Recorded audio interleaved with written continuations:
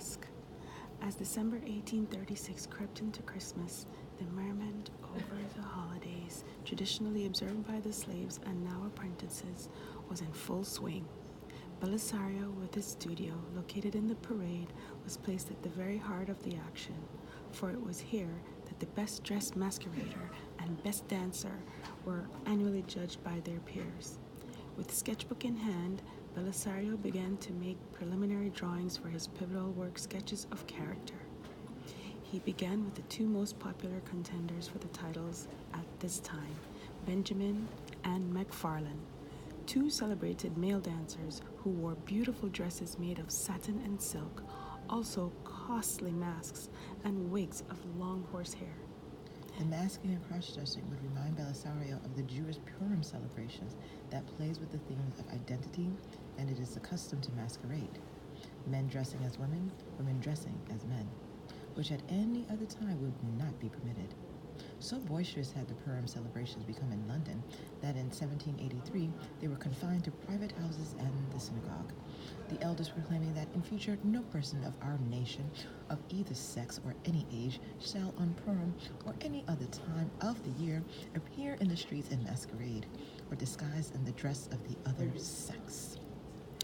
While the origins of the Purim masquerade are easily traced, many scholars have spent as many years researching the origins of the Jamaican Junkanoo and the motives and meanings of their performances. But the question still remains, where did the name and custom originate? All agree that the tradition is African in origin, and the most likely prototypes were the masquerades of West African secret societies that became creolized over time to become a Jamaican art form. But it did evolve out of kono, a dance performed by the Bambara people of the Ivory Coast. Or was it associated with the Yam Festival activities of the Mono secret societies of the Igbo peoples? In Nigeria. The recreational activities of the Egungun Secret Society of the Yorubas and the Homoab Harvest Festival of the Ga peoples. All three are related to impersonation of ancestral spirits by mass dancers at festivals, usually connected with agricultural activities. The first account of such performances in Jamaica came from Sir Hans Sloane, the noted physician, scientist, and collector who spent 15 months in Jamaica from 1687 as physician to the governor, the second Duke of Albemarle.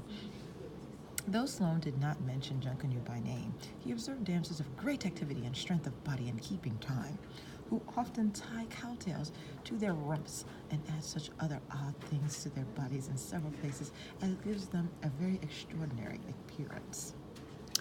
By the year 1774, however, when Edward Long, a British colonial administrator, had published his History of Jamaica based on first-hand observations during the 1750s and 60s, we are told that in the towns during the Christmas holiday, they have several tall, robust fellows dressed up in grotesque habits and a pair of ox horns on their heads spouting from the top of a horrid sort of visor or mask, which about the mouth is rendered very terrific with large boar tusks. The masquerader, carrying a wooden sword in his hand, is followed with a numerous crowd of drunken women who refresh him frequently with a sup of aniseed water, whilst the dancers at every door bellowing out "Junkanoo" with great vehemence. this is the first time that the Jamaican festival is associated with a name given to a specific character, which Long thought was probably an honorable mention of John Connie, a celebrated cabocero at Tres Puntas in And what is the Absent. cabocero? Oh, the cabocero, number 9, is... Let's see. It might be at the back of the book. Is it? I don't know. Probably a slave owner, sailor or something. I think so, yeah. At Tres Puntas in Axum in the Guinea coast, who flourished about the year 1720. He bore great authority among the Negroes of that district. When the Prussians deserted Fort Brandenburg, they left it to his charge, and he gallantly held it for a long time against the Dutch, to whom it was afterwards ceded by the Prussian monarch. He is mentioned with encomium Indeed, one account published by an Englishman noted, "I visited King Cunning in his castle, who received me very kindly with the usual ceremonies of their country, music, drums, and horns."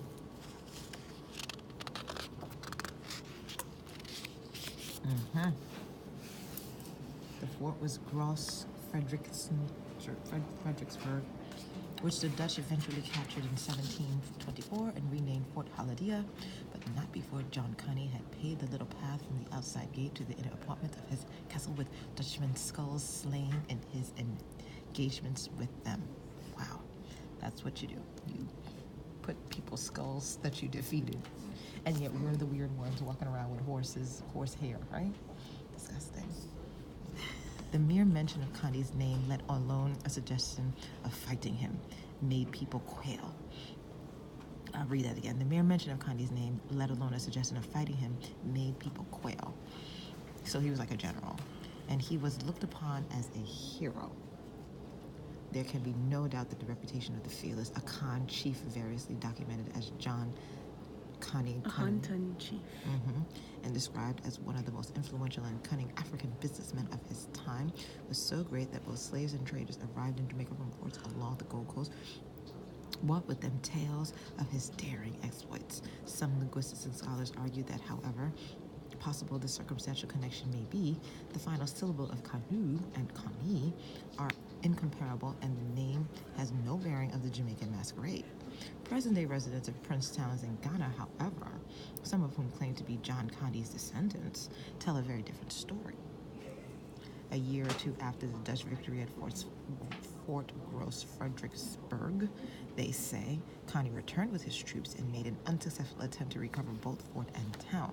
During the struggle, Connie was captured by the Dutch and sold as a slave, in the Caribbean, where his name became John Canoe and was celebrated in the annual festivals in Jamaica and elsewhere. So John Canoe is actually black. of course. Yeah. So it's a black man who then mocks the slave master because he will never be caught. He will never be, but he was caught. Actually, you see. I didn't know that he was caught. Well, that's what it says here. Yeah. During the struggle, Connie was captured by the Dutch and sold as a slave in the Caribbean. But I guess he's still celebrated for all his victories up until that time. Maybe? Yeah, I guess. Because there's got to be a reason why they would celebrate him. Yeah. Well, you go.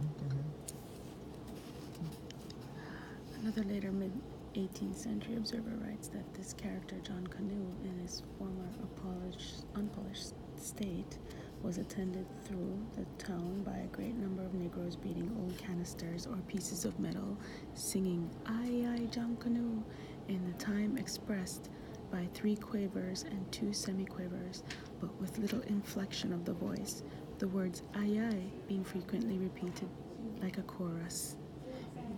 Interpreting "I" as "alas." Was this a lament for the fate of John Connie? The content of the Jamaican masquerade was constantly changing as new Africans arrived, retaining the song and dance peculiar to their tribe. By 1769, Edward Long continues in his story.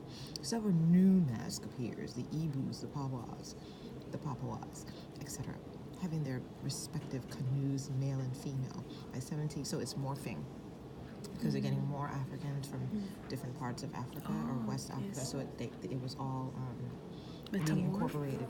Metamorphic. Yes, very good. Formation. You are great, Jody. Okay.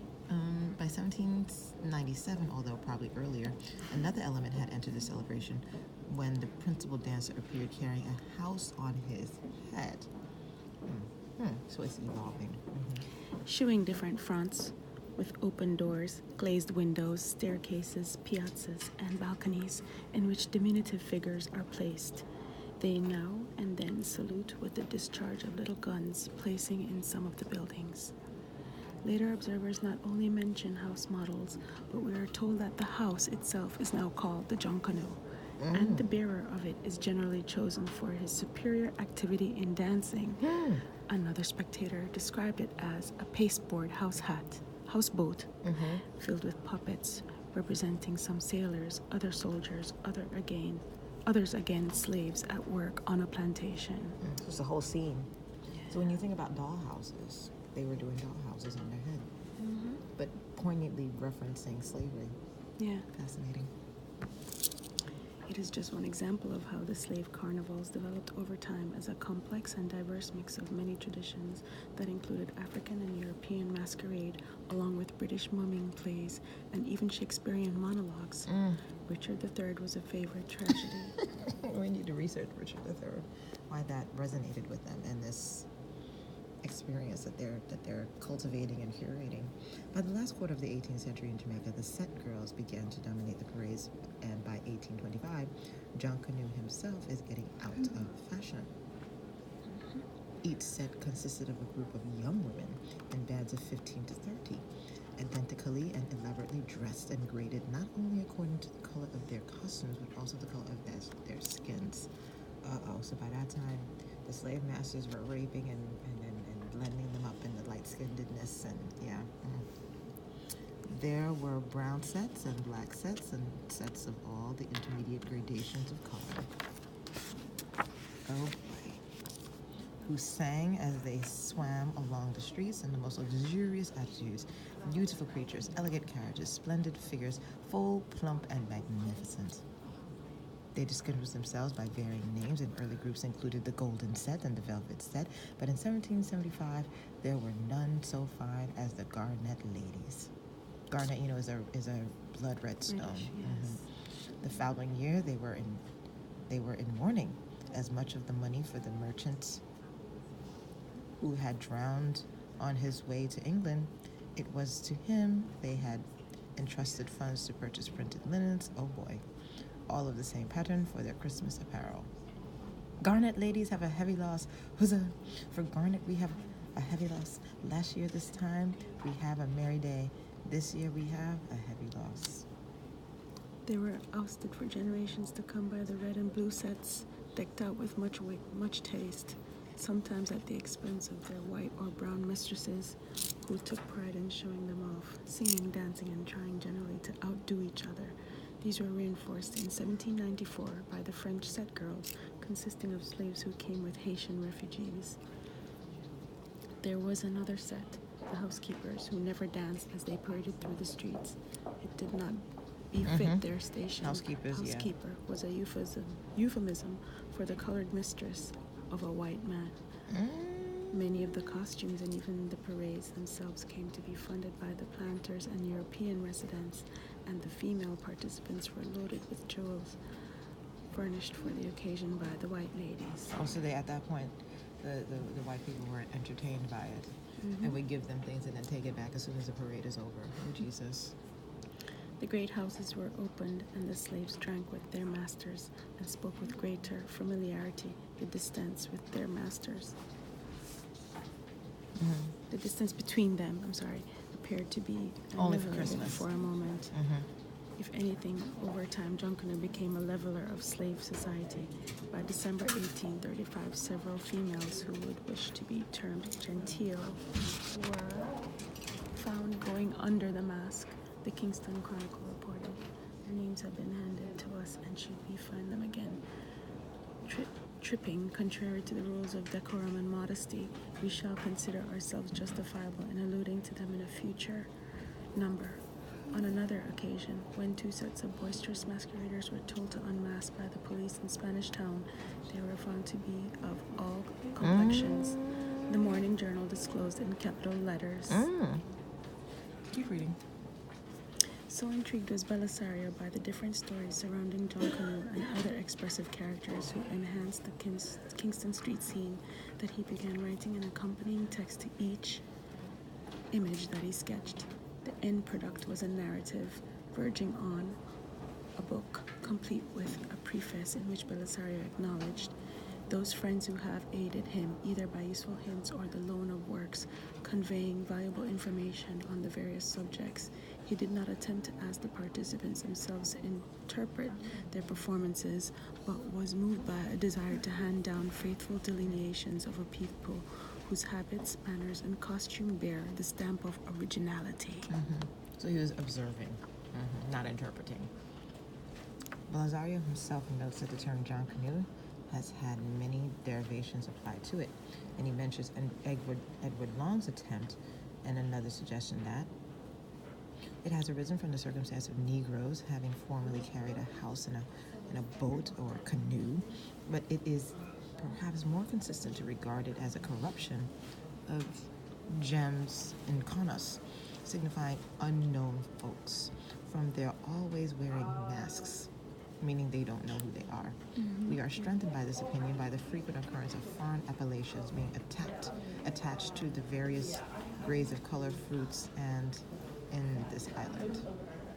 Frederick C. Cassidy, the well-known linguist, would later comment that Belisario's example is an ingenious and therefore attractive suggestion, yet upon examination it collapses.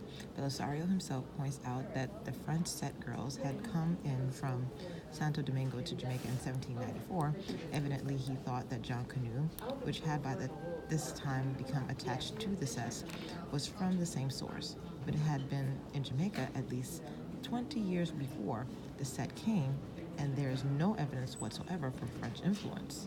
This is dizzying. Furthermore, the pronunciation is wrong. Junkanoo might possibly have been produced by gens conas, but hardly by gens in conas. See, at that point, that's just white people and their need to constantly control information and need to know everything. This is whatever. That is whiteness to me. Arguing back and forth. No, it's this. No, it's that. No, it's this. It's that. I don't know if I want to keep reading. Do you want to keep reading? Because I want to look through stuff. Yeah, I think we got the gist of it. In Nigerian Yoruba mythology, the vulture is emblematic of a more complex idea. It is able to carry messages to the supreme creator, Olodumare, a belief carried over to the New World by enslaved Africans. The receptor either finds the meaning or does not, and the characters, the costumes, music, and the iconography of Junkanoo continue to provide a rich field for researchers. The commonly accepted explanation for the name in Jamaica today is that it comes from similar sounding words spoken in the Iwe language. So this is just going into the... Of Eastern Ghana and Togo with Dizon, sorcerer and canoe, deadly something deadly, or Dizonko, sorcerer's name for himself, and new man, sorcerer man. Without a doubt, Junkanoo has always inspired feelings of awe, as any child will tell you, the masked figures being both sources of fear and fascination. That's the line we need. That's it. Junkanoo We are is a masked figures being both sources of fear and fascination. Great. Okay. All right, we're good. Fascinating.